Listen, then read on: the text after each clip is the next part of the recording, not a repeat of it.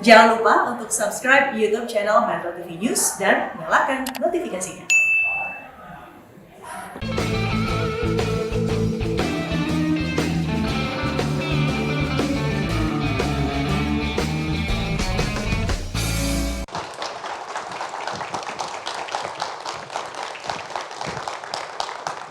Hari ini saya hendak memberikan semangat bagi Anda semua yang menonton acara ini. Karena kita tahu pandemi COVID yang berlarut-larut selama ini membuat banyak orang merasa patah semangat, merasa putus asa, frustasi, dan juga merasa pesimistis terhadap masa depan mereka masing-masing. Nah, mudah-mudahan dengan menonton acara ini, Anda akan mendapatkan suntikan energi semangat Anda dan saya. Karena cerita tentang tamu-tamu kita hari ini, saya yakin akan menginspirasi kita. Siapa tamu kita yang pertama? Mari kita sambut Shani Susan Pangkei. Ibu Shani, terima kasih sudah hadir di acara Kick Andy diantar oleh Ananda tercinta Enrico. Iya. Terima kasih, silakan duduk. Ya. Kalau dilihat Anda naik ke atas panggung ini diantarkan oleh Ananda Riko, artinya Bu Shani tidak bisa melihat. Ya. Sama sekali atau melihat samar-samar? Total, Bung. Sejak kapan Bu Shani tidak bisa melihat? Kejadiannya itu tepatnya 25 Juni tahunnya 87. Jadi dari umur berapa itu? Dari umur 23 tahun, Bung. Artinya sebelumnya Bu Shani bisa melihat ya? Ya, di saat itu saya mulai untuk meniti karir dengan segala harapan, cita-cita, dan rencana. Tapi Tuhan punya rencana yang lain buat Bu Shani ya? Amin. Nah, kalau lihat punya putra, Enrico tadi, berarti Anda menikah ya? Ya. Anaknya berapa? Satu saja. Oh, Enrico itu ya. Suami keadaannya apakah bisa melihat atau tidak? Sama seperti saya, penyandang disabilitas netra. Bu Shani, ini menarik sekali karena Anda dulu pernah melihat dalam usia yang relatif masih muda, 23 tahun, Anda sudah tidak bisa melihat. Nah, nanti Anda ceritakan bagaimana Anda bisa bangkit, kemudian bisa seperti sekarang, banyak hal positif yang Anda lakukan yang menginspirasi orang lain, sehingga mereka juga bangkit. Tapi sebelum kita lanjutkan, ada baiknya kita simak dulu tayangan berikut ini. Banyak orang merasa hidupnya hancur ketika menghadapi cobaan hidup yang berat. Tapi tidak bagi Shani Susan Pangkei. Ia mengalami kecelakaan di Tol Jagorawi pada tahun 1987. Kecelakaan naas itu mengakibatkan kedua matanya mengalami kebutaan permanen. Padahal saat itu usianya baru menginjak 23 tahun. Ya, waktu pertama mendengar anak saya kecelakaan ya memang ya sedih banget ya. Yang saya tidak harapkan. Karena waktu saya dengar kabar anak saya kecelakaan, saya nggak di rumah. Saya nggak di tempat, saya di kapal mau menuju Manado. Waktu saya ketemu anak saya, hampir saya tidak kenal. Karena waktu itu anak saya sudah bengkak, telinganya bukan hadap ke samping, udah belakang, dan mulutnya darah keluar kan, matanya juga darah keluar. Jadi pokoknya posisinya dia sudah bengkak. Saya lihat pertama saya kayaknya nggak percaya itu anak saya. Tapi saya perhatikan, tapi waktu saya lihat, ya saya kenal di kuku anak saya, kuku jari kaki saya tahu anak saya. Berkat dorongan dari keluarga, teman tempatnya bekerja, Shani mampu bangkit dan menata hidup. Ia merasa beruntung, tempat kerjanya banyak membantunya, termasuk memberikan pekerjaan sebagai operator telepon. Bersama sang suami, Edi Utomo yang juga penyandang tunanetra, Shani mendirikan toko kelontong setelah ia memutuskan keluar dari tempat kerjanya. Kini toko kelontong itu berkembang menjadi perusahaan yang bergerak di bidang pengadaan barang untuk perkantoran. Sani dan Edi dikaruniai seorang putra, Enrico Utomo Putra. Bagi Sani, sekalipun hidup dalam keterbatasan, ia pantang menyerah pada keadaan. Bu Syani, kalau dilihat tadi ya, bagaimana kehidupan Anda sebelum kecelakaan, gadis cantik, kemudian penuh mimpi ya pasti ya, penuh cita-cita, tapi kemudian kecelakaan itu seakan-akan merenggut dan menghancurkan mimpi Anda. Tapi nanti kita akan dengarkan bagaimana perjuangan Anda untuk bangkit dan meraih mimpi yang lain mungkin. Tapi sebelum kejadian, itu ayah Anda meninggal ya? Iya. Jadi kecelakaan itu terjadi di Juni 87. Ayah saya meninggal itu 10 bulan sebelum kecelakaan itu. Jadi saya ini anak pertama dari 4 bersaudara. Pekerjaan ayah apa waktu itu? Wira swasta. Jadi ketika ayah meninggal, siapa yang menopang kehidupan keluarga? Saya anak pertama dan saya yang baru bekerja baru saya. Jadi otomatis saya membantu mami saya untuk menopang kehidupan keluarga, menyekolahkan adik-adik saya. Nah, itu artinya saya dengar Anda bekerja sambil sekolah juga ya? Saya Waktu kuliah itu? malam, iya. Jadi semester 3 saya kuliah malam karena bekerja. Jadi karena saya harus sekolah, saya harus lanjut ke sekolah supaya saya bisa bekerja lebih baik. Tetapi belum sampai selesai, masih di semester 6, saya berkuliah waktu itu di Akademi Sekretaris. Saya pindah bekerja di, tadi saya kuliah di Pulau Mas, kemudian karena ada satu perusahaan farmasi yang baru berdiri dan saya anggap di tempat yang baru itu pasti karirnya bagus. Jadi saya cuti kuliah di semester 6 itu untuk saya mengejar karir karena tempat saya bekerja yang baru itu lokasinya di Citerep, Bogor. Bisa jelaskan apa yang terjadi hari itu? Di mana Anda dan teman-teman mengalami kecelakaan. Kalau kita lihat tadi, itu ada VW Kombi ya. VW Kombi yang remuk redam seperti itu. Di 25 Juni 87, sepulang kerja dari Citerep, kami menggunakan kendaraan perusahaan VW Kombi, 10 orang karyawan di dalamnya, melaju ke Jakarta melalui tol Jagorawi. Dan dengan kecepatan yang tinggi, di saat yang hampir bersamaan sebuah truk pengangkut semen melaju dengan kencang dari arah yang berlawanan ke arah Bogor. Truk itu mengalami selip, kemudian memotong jalur hijau dan melintang di jalan yang akan dilalui VW Kombi. Jadi VW itu menghantam bagian sisi belakang truk. Dan pada kejadian itu dari 10 orang karyawan, 4 orang meninggal dunia, 3 gegar otak, ada yang patah tulang, dan saya duduk di belakang driver mengalami benturan yang hebat di bagian wajah yang menyebabkan 80-90 wajah saya rusak. Jadi kedua bola mata saya hancur, tulang hidung hancur seluruhnya, tulang pipi kiri dan kanan patah, rahang atas dan bawah terpisah, seperempat bagian kiri rahang atas hancur, dan dagu patah di 2 bagian. Dan sejak saat itu saya harus menjalani sekitar 20 kali operasi. 20 kali operasi? Iya. Berapa lama Anda berada di rumah sakit atau dalam masa perawatan? Jadi itu operasi pertama, operasi kedua itu operasi yang besar. Kemudian kenapa begitu lama? Jadi operasi pertama 1,5 bulan, operasi kedua sekitar 1 bulan di rumah sakit. Berikutnya operasi bedah mulut, dan karena banyak pen-pen yang dipasang di wajah saya, dan setelah pen itu tulang menyatu, maka pen itu harus diambil.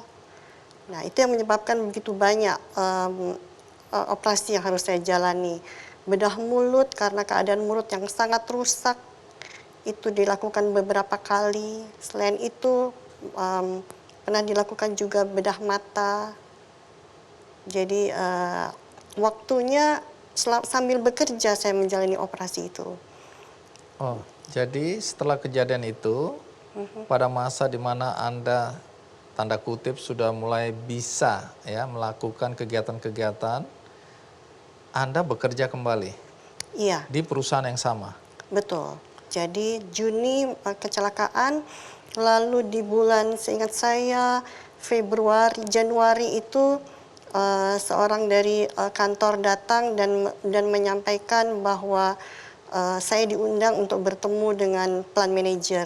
Waktu itu Mr. Niklaus Tupka. Yang menyampaikan bahwa Syani, kamu bisa kembali bekerja. Lalu saya tanyakan apa yang bisa saya kerjakan dengan keadaan seperti ini. Lalu beliau sampaikan kantor pusat waktu itu kantor pusat perusahaan tempat saya bekerja itu ada di Basel dan di Kundol ya di Austria, di Swiss. Beliau sampaikan bahwa operator kami di sana tunanetra dan dia bisa bekerja. Kamu pun bisa bekerja. Saya tertantang. Kalau orang lain menganggap saya mampu untuk bekerja, kenapa tidak? Saya langsung mengiyakan. Walaupun saya tahu badan saya ini, saya nggak tahu sampai sini seperti apa. Tetapi saya iyakan karena ini adalah tantangan buat saya. Baik, sebelumnya posisi Anda apa? Kemudian diminta untuk jadi operator.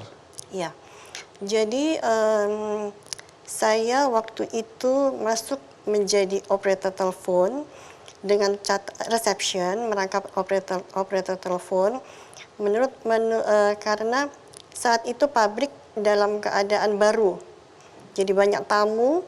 Saya diminta untuk bisa menghandle sampai nanti setelah opening ceremony saya akan dipindahkan ke bagian untuk di administrasi.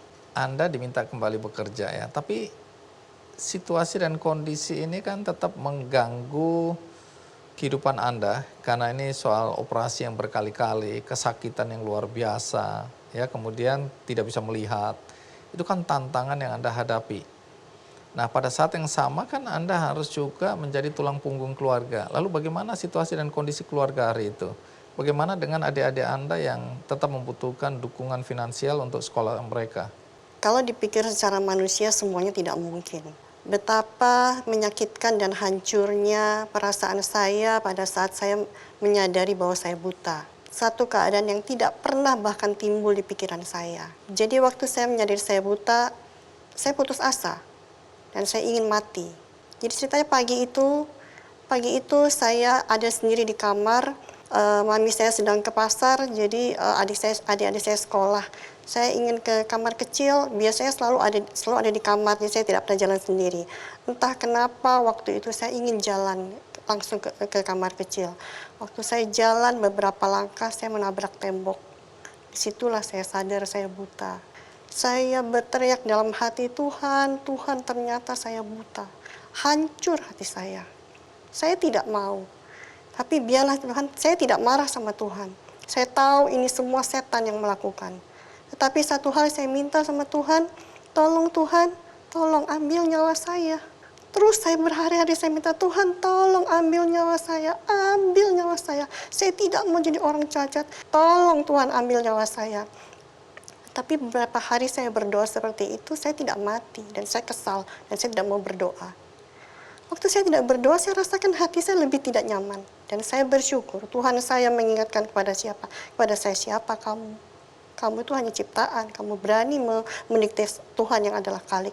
Dan saya disadar. Maka saya minta ampun sama Tuhan saya. Tuhan Yesus ampuni saya terima keadaan ini Tuhan, saya terima apapun.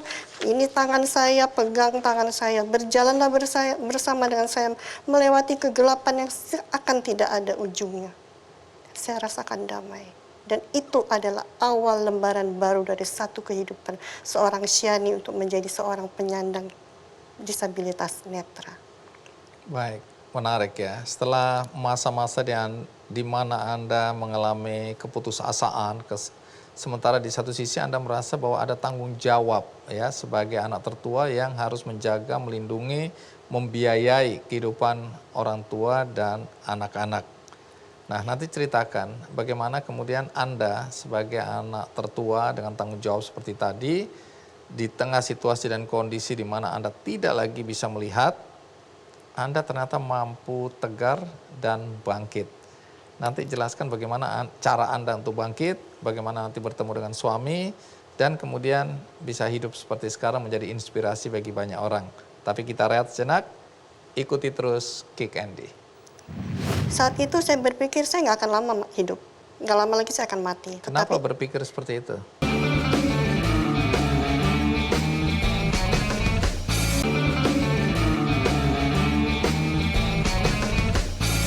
Bu Shani, berapa lama kemudian Anda bekerja sebagai operator dalam keadaan sebagai penyandang disabilitas? 19 tahun.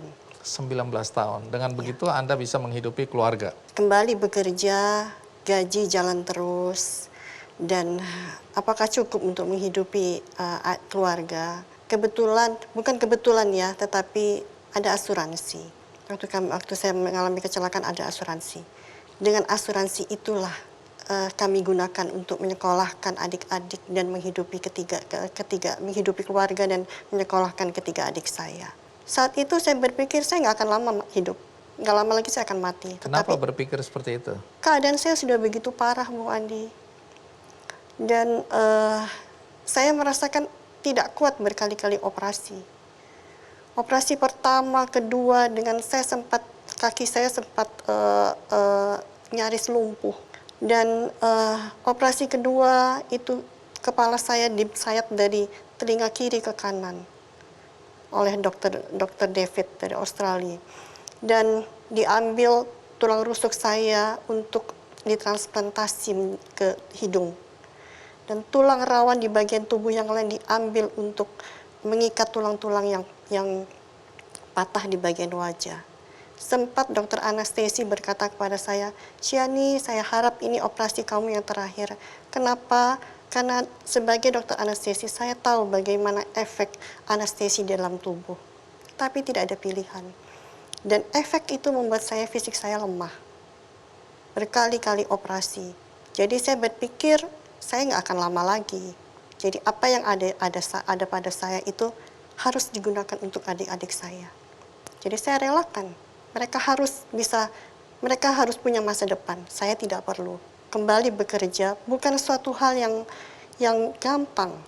Saya masuk di lingkungan yang normal, artinya mereka belum pernah menerima kehadiran penyandang cacat di antara mereka. Dan itu masalah buat mereka dan masalah buat saya yang mungkin mereka belum bisa sepenuhnya menerima kehadiran penyandang cacat di tengah-tengah mereka. Tetapi saya ada di situ. Dan itu harus saya hadapi. Akhirnya Anda keluar, kemudian memulai hidup baru. Dan tentu saja bertemu dengan suami ya. Ya. Pertemuannya itu di mana? Ketemu suami di mana?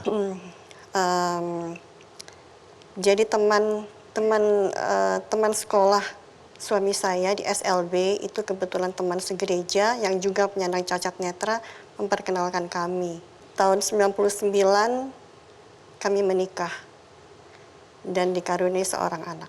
Nah, kemudian bersama suami Anda memulai hidup baru dengan pekerjaan sebagai wirausahawan gitu ya, sebagai wirausaha. Nah, usaha Anda apa ya? Jadi kalau suami saya kan bekerja sebagai operator telepon juga sampai tahun 2019 dia pensiun. 2005 pabrik tempat saya bekerja itu ada paket. Jadi ada satu divisi yang tutup. Jadi saya ikut di paket itu. Kenapa? Karena saya merasa fisik saya sudah tidak kuat. Duduk dari pagi sampai sore dengan perjalanan yang jauh tiap hari dari Pasar Minggu ke Citerep.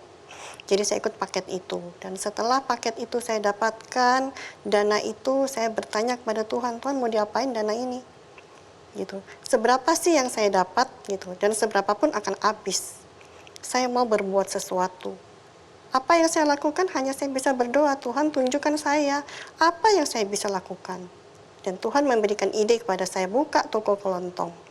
Buka toko di depan rumah mami saya, kami berjualan dari pagi, dari jam 6 pagi sampai jam 7 malam.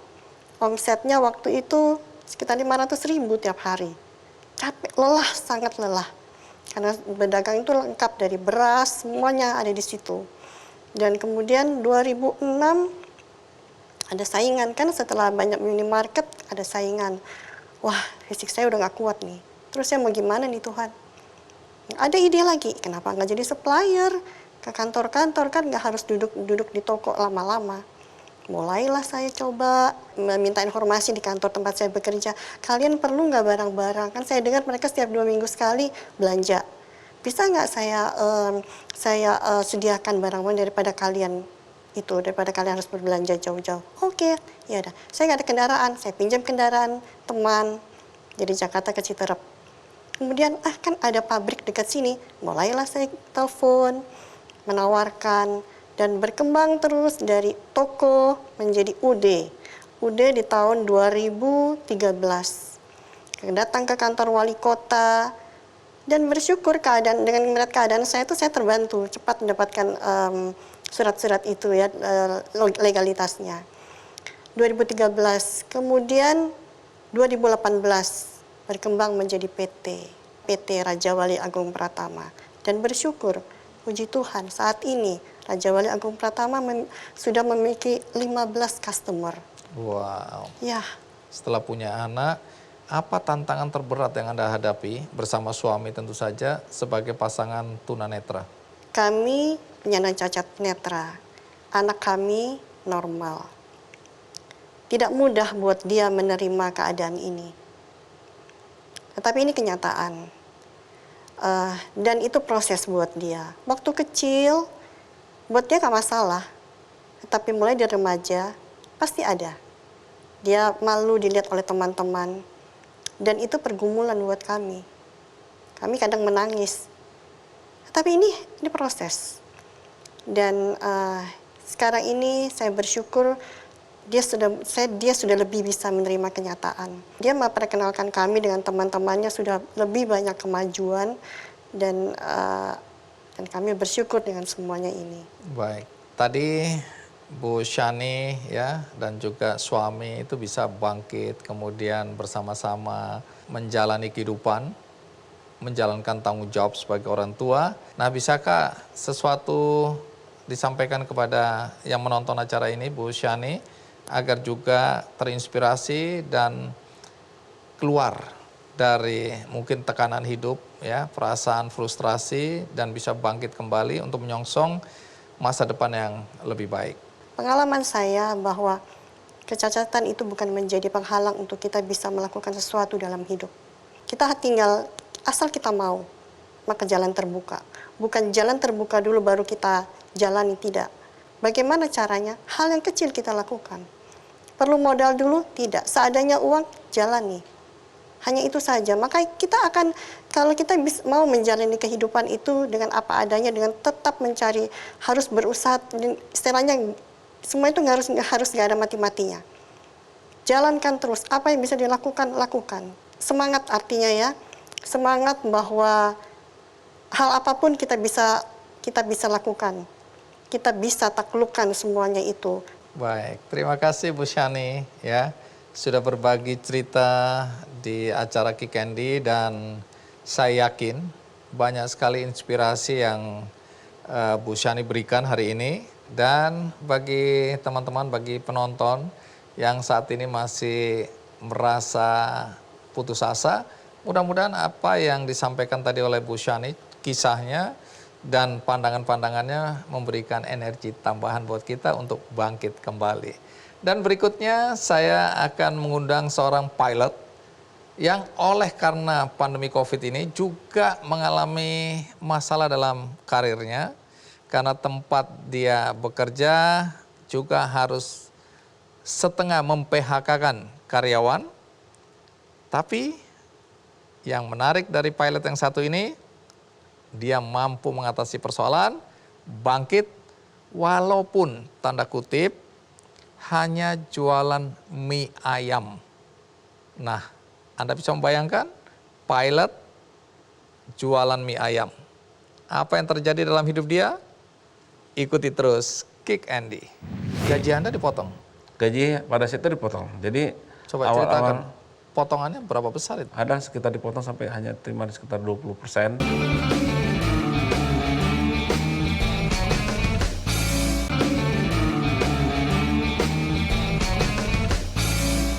Setelah ini kita akan mendengarkan cerita tentang seorang pilot yang oleh karena situasi dan kondisi pandemi COVID ini juga tanda kutip setengah dirumahkan oleh perusahaannya. Tapi apakah itu membuat dia frustrasi, membuat dia patah semangat dan kemudian pesimistis? Ternyata tidak. Dia mengisi waktu-waktu di mana tidak bekerja dengan sesuatu yang produktif, sesuatu yang membangkitkan semangat, yaitu jualan mie ayam. Siapa dia? Mari kita sambut Megah Putra Perkasa. Iya, Megah, terima kasih sudah hadir di acara Kikandi. Iya, silakan duduk. Megah, umur Anda sekarang berapa? Hari ini saya 46 tahun. 46 tahun. Jadi sekarang Anda lebih tepat disebut pedagang mie ayam atau pilot? Pedagang mie ayam yang pilot kali ya mungkin.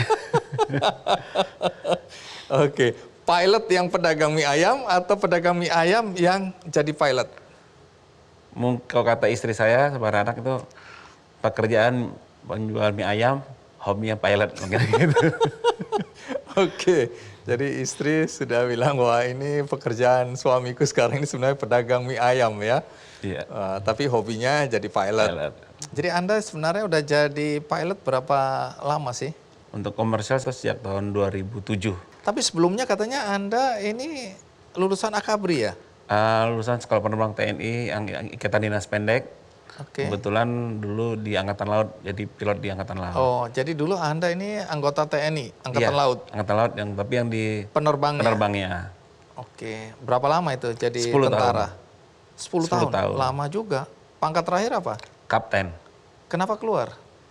Waktu itu karena saya suka terbang, jadi bila nanti di mayor itu biasanya kalau pangkat kapten itu 50% di kantor, 50% kita penugasan penerbangan. Kebetulan mungkin masih muda gitu, jadi betul-betul menikmati terbang, terbang aja, maka memutuskan untuk pensiun. Sebagai pilot komersial ini Anda penerbangannya domestik atau internasional? Domestik dan internasional. Oh, jadi dua-dua ya. Baik, menarik. Nanti cerita ya, bagaimana seorang pilot jadi pedagang mie ayam. Dan apakah mie ayamnya enak? Tapi sebelum kita lanjutkan, kita simak dulu liputan berikut ini.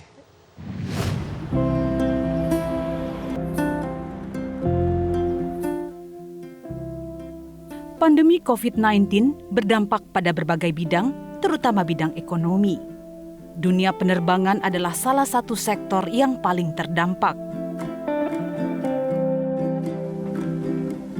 Megah Putra Perkasa adalah seorang pilot maskapai penerbangan swasta yang merasakan dampak dari pandemi ini. Dengan jam terbang yang berkurang drastis hingga pemotongan gaji, membuat Megah harus memutar otak untuk memenuhi kebutuhan keluarganya.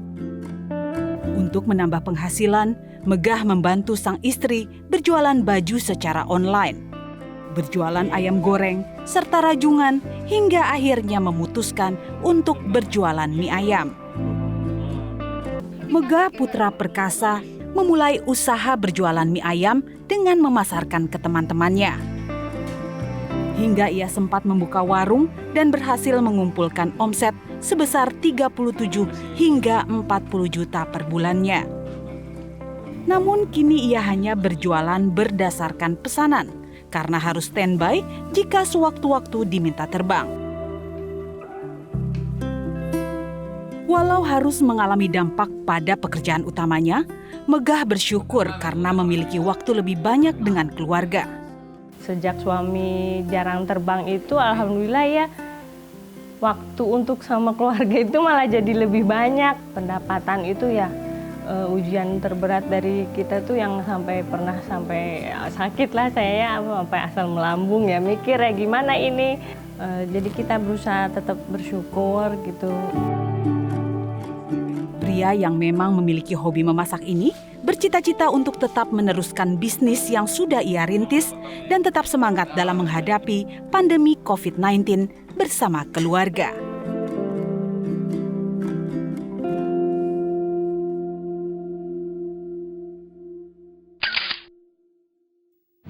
Nah, Megah, coba cerita apa yang terjadi pada perusahaan Anda dan pada karir Anda ini. Sehingga Anda lebih banyak, tanda kutip, di darat daripada di udara. Sekarang gara-gara pandemi. Apa yang terjadi? Pertama kali dengar berita tentang COVID ini, saya nggak menyangka akan sejauh ini efeknya terhadap penerbangan. Saya ingat sekali pada hari itu tanggal 23 April, itu saya sedang di Padang untuk bermalam di sana.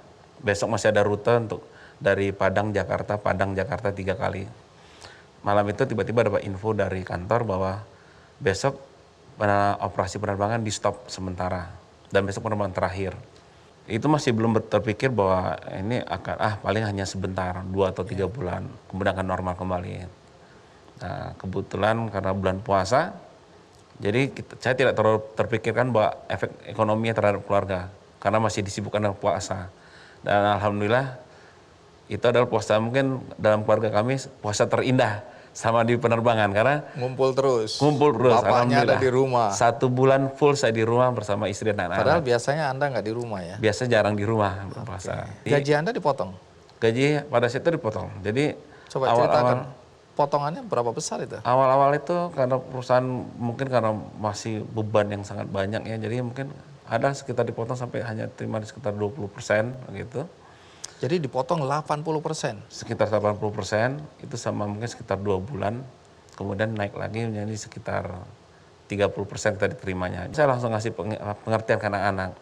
Ini penerbangan stop karena efek pandemi, kita nggak tahu sampai kapan, jadi kita harus mulai berhemat mulai hari ini. Jadi alhamdulillah anak-anak menerima dengan senang hati lah. Ini anak 4 ya? Anak 4. 4. Nah, dalam situasi seperti itu, di mana gaji Anda dipotong, dengan gaji segitu, lalu bagaimana Anda bisa menghidupi keluarga? Kebetulan orang tua sering mengingatkan bahwa gaji itu hanya dari slip gaji, sebentar rezeki dari Allah. Awal-awal pandemi itu, sambil menikmati bulan Ramadan itu saya mulai mikir untuk berjualan apa yang bisa saya kerjakan.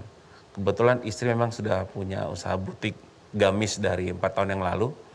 Online atau offline? Kita sempat offline juga, sempat punya toko di pasar. Oke. Tapi kemudian karena mulai awal pandemi kita tutup. Kalau di video tadi disebutkan Anda ikut membantu usaha jualan baju istri. Iya, saya nemenin untuk ke pasar, jadi milih-milih bahan juga, kemudian nemenin penjahit dan menawarkan untuk foto. Kebetulan saya bisa sedikit-sedikit foto. Jadi diperagakan istri atau pakai anak, saya memotokan. Kemudian tadi disebutkan Anda mulai usaha macam-macam tadi ya? Betul. Setelah membantu istri, kemudian Anda punya usaha apa lagi sebelum akhirnya ketemu atau memilih jualan mie ayam. Nah, apa yang Anda lakukan selama ini sebelum jualan mie ayam? Begitu pandemi mulai, kebetulan ada teman yang punya usaha konveksi di Bandung. Nah, mereka biasanya mengirimkan hasil konveksinya itu ke Bali dan Jogja. Begitu pandemi ini, Jogja dan Bali itu otomatis tutup kan. Jadi mereka overproduksi.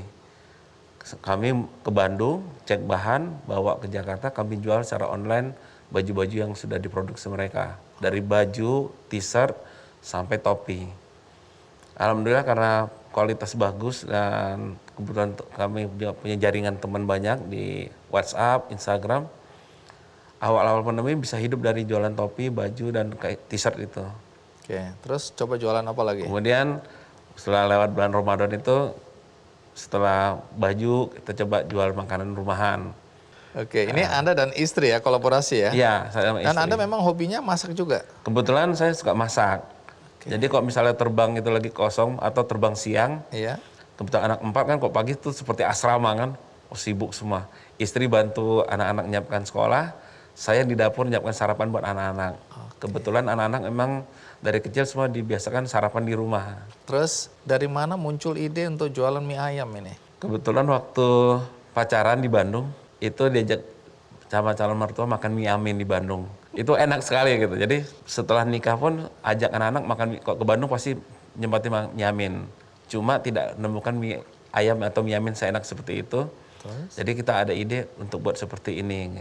Jadi terpikirkan lah ya kenangan masa lalu itu ya. Betul. Tapi kan Anda belum pernah bikin. Semuanya bisa dimulai dengan belajar. Jadi mulai Mulai bikin. belajar. Kebetulan Gimana? Awal-awalnya gimana? Banyak yang mau pesan atau Awalnya kita coba dulu cari mie dulu awalnya. Mie harus seperti apa? Karena kita lihat kok mie. Kebetulan saya sama istri pengidap sakit mah. Istri juga mah akut. Jadi kalau misalnya dapat yang barang-barang yang sedikit ada campuran pengawet atau MSG, sebah. iya. Jadi otomatis yang bisa diterima oleh semua kalangan yang untuk sehat gitu. Jadi saya berusaha mencari mengolah supaya dapat mie yang sehat tanpa pengawet. Nah, seperti kita belajar topping, browsing. Ke tempat mie ayam itu tukang mie ayam buat meracik itu saya pantengin terus. Kebetulan ada termasuk juga. Oh, jadi Anda mulai belajar tuh. Belajar ngintip-ngintip ya. Nah, akhirnya nemu posisi yang pas, kebetulan adik ipar sama adik saya dan suaminya juga berusaha untuk bangkit juga, kita sama-sama gitu membuat mie ayam ini. Baik, Gitu. nanti cerita ya. Apakah nggak malu nih kalau teman-teman tahu bahwa Anda kan pilot dan senior, kemudian harus jualan mie ayam. Saya bukan mengatakan bahwa hina jualan mie ayam, bukan. Tapi ini kan perbandingan antara seorang pilot dengan citra penjual mie ayam gitu kan. Itu kayaknya ada rentang gap yang tinggi sekali atau jauh sekali. Nah, bagaimana istri juga menghadapi situasi seperti ini? Nah, tapi kita tahan dulu. Sekarang kita rehat, ikuti terus Kick Andy. Kalau boleh tahu nih, rata-rata omset Anda sebulan berapa dari jualan mie ayam ini?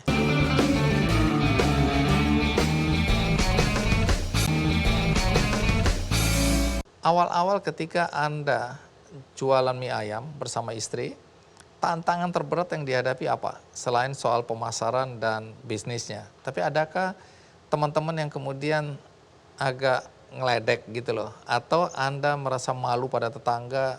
Atau apa yang menjadi tantangan utama?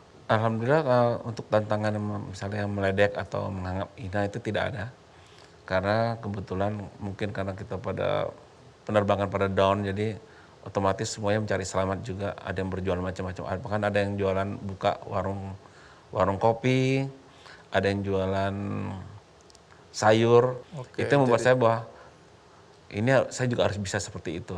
Kebetulan jadi seperti itu. Iya, dan kelihatannya Anda juga memanfaatkan media sosial ya, karena Betul. banyak orang kemudian tahu ada pilot jualan mie ayam kan dari media sosial ya. Iya. Nah, tapi meracik mie, Anda sendiri belum punya pengalaman. Jadi awal-awalnya bagaimana penerimaan customer Anda terhadap produk mie ayam Anda ini?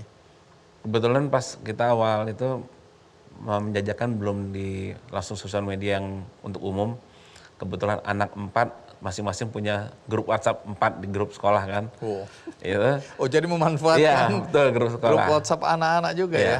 Jadi grup WhatsApp itu 4 grup WhatsApp itu kita share soal mie ayam kita. Kebetulan juga memang ada grup jualan antar sekolah. Nah dari situ teman-teman mulai, wah enak mie nya tidak sebah di perut. Habis itu baru kita berani share di Instagram, di Facebook. Oke, jadi Anda memanfaatkan media sosial untuk jualan ya? Betul sekali. Respon orang-orang? Alhamdulillah sangat banyak, jadi bahkan sampai ada yang pesan sampai dari Bogor yang hanya kenal, karena kebetulan media sosial saya banyak foto-foto penerbangan, teman-teman dari aviasi, fotografer aviasi juga banyak pesan, mulai coba, akhirnya bisa menyebar ke lain-lain. Seperti itu. Oke, bisa nggak kasih perbandingan, saya nggak tahu Anda mau menyebut angka atau tidak, antara gaji sebagai pilot dulu, berbanding dengan omset yang Anda sekarang dapatkan dari jualan mie ayam ini? Sebenarnya jauh masih besar pilot gajinya.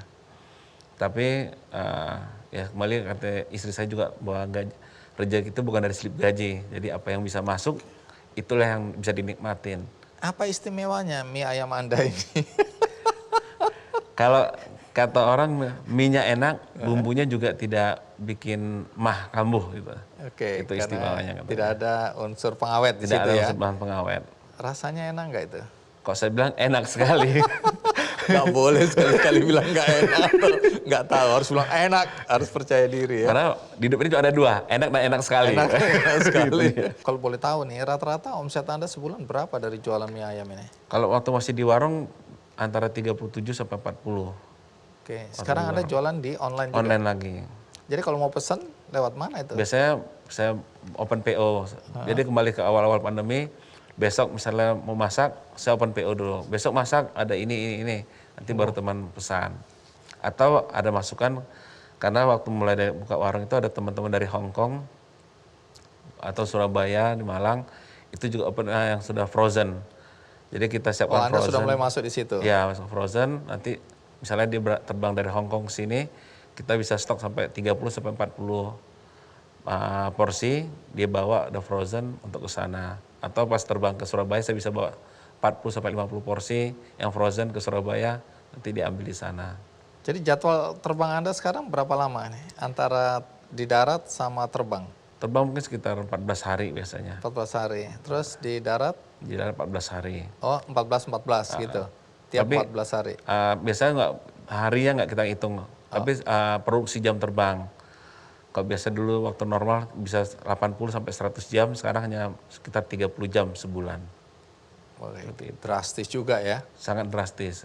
Sebagai pengusaha sekarang dan juga masih jadi pilot, pernah nggak terpikirkan aku berhenti aja jadi pilot, aku lebih baik jadi pedagang mie? Atau nanti kalau kemudian kondisi perusahaan normal, tanda kutip normal, Anda diminta untuk terbang terus, bagaimana dengan usaha mie? Pilihan antara jadi pedagang mie dan pilot, bagaimana? Sebenarnya cita-cita memang akan berhenti dari pilot untuk berusaha. Sudah terpikirkan Sudah seperti terpikirkan. itu. Karena Kenapa? waktu itu, kok berani? karena istri dan anak-anak lebih senang pas saya di rumah gitu kan. Ya, waktu itu rencana planning kita butik ini jalan sampai punya toko segala macam. Nanti pada waktu saatnya kontrak habis, stop terbang, buka toko aja. Tapi memang rencana Tuhan berbeda dengan rencana kita, tiba-tiba seperti ini, jadi otomatis harus disiapkan lebih awal. Ini banyak sekali teman-teman ya, apapun profesinya yang sampai hari ini oleh karena situasi pandemi COVID yang masih belum bisa bekerja normal, gajinya juga dipotong ya seperti Megah hari ini. Tapi mereka tidak sama seperti Megah mentalnya ya. Mereka mungkin hari ini sedang meratapi ya kondisi dan situasi, bahkan ada yang marah pada Tuhan ya, merasa tidak punya masa depan. Nah, adakah sesuatu yang bisa disampaikan untuk mereka? Menurut saya yang penting daripada kita terpuruk oleh keadaan, jangan mau sampai kalah dengan pandemi ini. Jadi tidak ada yang bisa membantu kita keluar dari keterpurukan ini selain diri kita sendiri. Memang rezeki sudah ada yang ngatur, tapi kalau kita diam di rumah, diam saja, tidak akan terjemput rezeki itu. Jadi kita harus berusaha mencari peluang dan jangan sampai kalah dengan keadaan. Selama itu halal, tidak merugikan orang, itu harus kita coba. Nikmatin saja prosesnya, insya Allah nanti akan ada jalan menuju yang lebih besar lagi. Amin. Terima kasih untuk semangat yang Anda bagikan hari ini ya Megah. Dan suatu hari saya berharap bisa mencoba produk mie ayam. Mereknya apa? Captain Kitchen. Captain Kitchen. Oke, Captain. Biasa kalau pilot dipanggil Cap gitu ya. Ini Captain Kitchen. Baik, terima kasih Megah ya. kasih. Dan berikutnya saya juga ingin mengundang seseorang yang inspiratif juga Megah. Karena tadinya dia adalah istri pejabat, suaminya dituduh korupsi, masuk penjara, meninggal di penjara, tapi dia harus bangkit sebagai ibu untuk anak-anaknya, dan yang dia lakukan luar biasa. Dari istri pejabat, sekarang dia adalah driver ojek online. Apa yang terjadi dalam kehidupannya? Saya rehat sejenak, ikuti terus Kick Andy. Sebelum meninggal, suami memang dituduh korupsi ya, Betul, masuk penjara. betul. Dihukum berapa tahun?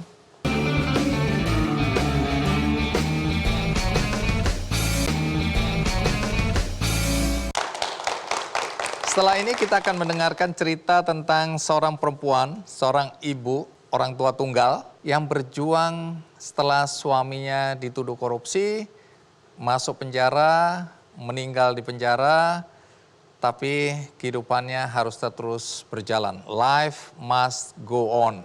Siapa dia? Mari kita sambut Rizda Lestiani. Terima kasih Bu Lesti sudah hadir. Dari mana? Dari Cirebon. Cirebon. Oke, silakan. Terima kasih. Duduk. Bu Lesti, Ya, kalau boleh tahu, karena ini agak sensitif pertanyaannya. Ya, Umur Anda sekarang berapa? 47 tahun. Oh, tidak sensitif ya? Enggak. Oke, dalam usia 47 tahun ini masih ngojek, Masih. driver ojol, Ya, ojek online roda 2. masih? Masih. Masih kuat? Masih kuat. Kalau di media sosial kelihatan happy sekali jadi Happy, Bang. driver ojol ini. Happy sekali. Happy ya? Iya. Baik. Sementara banyak orang merasa bahwa pekerjaan ini satu berat, Ya. penghasilannya tidak banyak, resikonya tinggi, baik kecelakaan, dirampok atau diganggu ya. Betul. Tapi Anda kok bisa bahagia? Apalagi kalau melihat masa lalu Anda kan istri pejabat ini. Sudah berapa lama jadi driver ojek online? Saya daftar ojek online itu bulan September 2017. Berapa penghasilan Anda sebulan atau sehari-hari sebagai driver ojek online ini? Ya. Kalau untuk pendapatan sehari-hari memang ya kalau sedang rame mungkin adalah 100-150 ribu satu hari. Kalau sedang sepi minimal 50 ribu satu hari. Baik. Ya. Kan tadi saya sempat ngomong bahwa Anda dulu istri pejabat. Betul. Ya. Jabatan suami terakhir apa ya? Terakhir kepala dinas Di? di Dinas Lingkungan Hidup Kota Cirebon. Nah ini sesuatu yang tidak disangka-sangka kemudian ada cobaan dalam hidup Anda ya. Betul. Anda punya anak berapa? 3, Bang. 3 anak? Ya. Jadi setelah suami meninggal, Ya, meninggalnya di penjara betul ya? betul. Anda menjadi orang tua tunggal? Betul. Suami meninggal itu bulan November tahun 2019. Kebetulan anak-anak sudah dewasa. Bungsu umur 13 tahun. Waktu suami meninggal? Iya. SMP kelas 1. Kehidupan Anda yang tadinya istri pejabat, Betul. kemudian drastis berubah menjadi driver ojol, Ya. dan saya nggak tahu bagaimana Anda mengelola rasa malu, ya, dan bagaimana Anda berjuang untuk bangkit kembali. Ya. Tapi sebelum kita lanjutkan, ada baiknya kita lihat dulu tayangan berikut ini.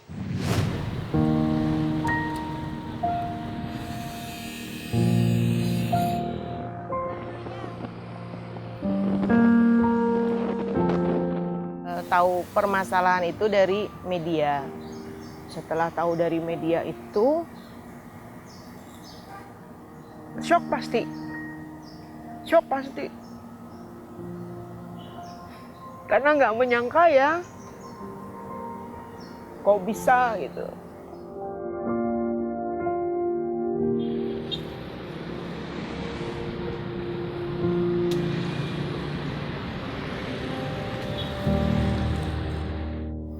Sudah ditahan itu, terus saya pulang.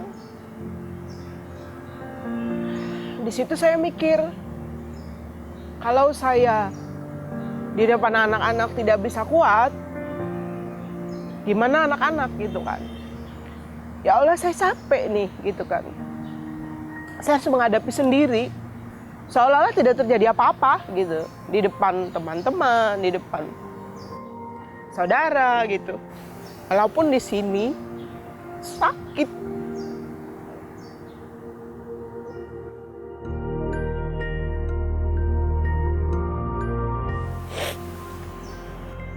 Capek, pasti capek. Tapi ya itu balik lagi. Saya harus kuat. Lumayan berat ya mengembalikan mental mereka itu sendirian gitu.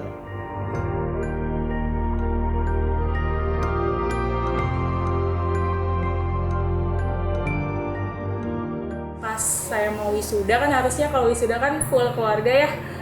Ternyata seminggu sebelumnya udah ada kejadian itu gitu. Jadi ya mau nggak mau pas wisuda itu kayak orang apa ya, kayak anak hilang gitu. Terus adik yang terakhir kan kebetulan memang masih usia sekolah. Jadi mentalnya paling kena tuh ya adik sih sebenarnya. Dia jadinya lebih susah untuk bergaul gitu. Kita mah masih pengen sama-sama ngejalanin hidup dengan saya sendiri sebagai laki-laki, tinggal sisa mama. Ya saya pengen bagian mama yang tinggal sendirian. Cuma pengen ngelihat adik-adik sekolah gitu dengan layak tanpa harus pusing biaya gitu. Terus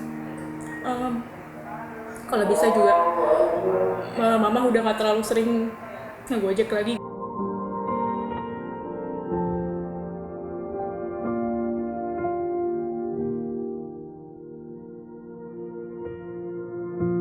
Jadi saya yang kerja serabutan yang itu sempat saya ngambil cuci setrika baju teman-teman gitu.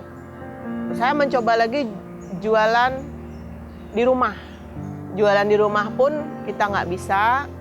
Nah, begitu pertengahan 2017 itu ada pendaftaran ojek online. Baik, orangnya ramah, supel. Ya terbukti ya sampai saat ini, dari pertama kita kenal beliau sampai saat ini kita bisa, nggak pernah ada travel. Itu terharu banget ya. Kehidupannya kalau kita bilang jumpalik ya, dari atas langsung ke bawah terjun gitu kan. Tapi beliau tetap luar biasa, punya percaya diri yang tinggi, nggak minder sama sekali.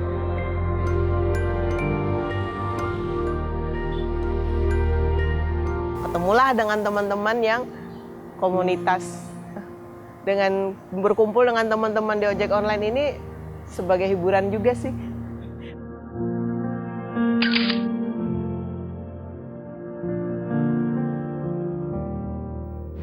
Bu Lesti, Ya. jadi tadi cerita bahwa sebelum meninggal suami memang dituduh korupsi ya, Betul, masuk penjara. betul. Dihukum berapa tahun? Secara vonis hakim 3 tahun 6 bulan.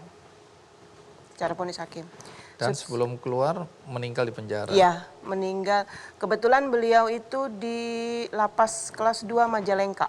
Memang dari awal puasa tahun 2018 itu sudah mulai keluar masuk rumah sakit. Bagaimana kehidupan Anda sebelum suami dituduh korupsi? Ya, berjalan seperti biasanya kita sebagai istri pegawai negeri. Ikut kegiatan di kantor di suami. Ya, tapi untuk urusan kantor saya memang suami tidak pernah mau melibatkan. Gitu. Jadi Tidak membawa masalah kantor ke rumah. iya, betul. Jadi tadi dijelaskan bahwa Anda kaget Ya. ketika suami dituduh korupsi ya? Pasti. Pada saat itu kan saya mengetahuinya dari media massa. Makanya pas pagi itu saya baca, ya bikin shock gitu. Setelah saya konfirmasi sama suami hanya bilang, kamu fokus sama anak-anak, kamu fokus di rumah, ini sudah ada yang ngurus. Gitu.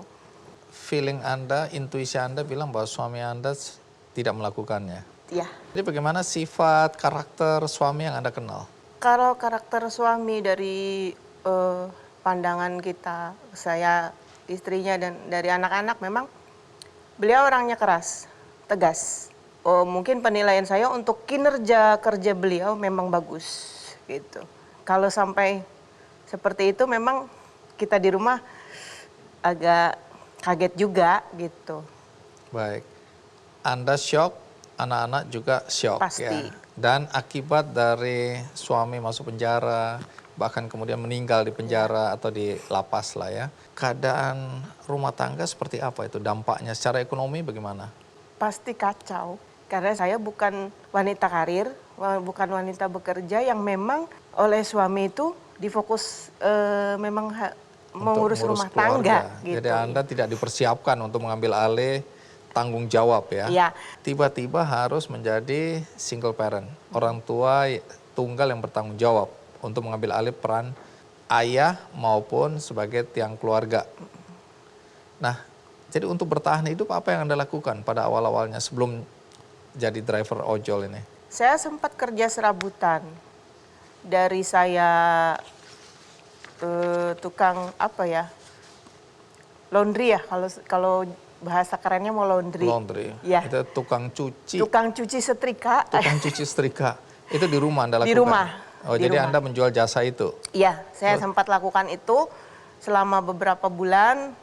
Akhirnya anak-anak usul, Mama gimana kalau kita jualan cemilan anak-anak. Tapi tidak bisa juga berjualan di rumah karena saya harus fokus lagi ke kesehatan suami karena suami sudah pulang bolak-balik dirawat di rumah sakit. Akhirnya sama anak-anak berembuk lagi karena anak pertama pada saat itu belum bekerja.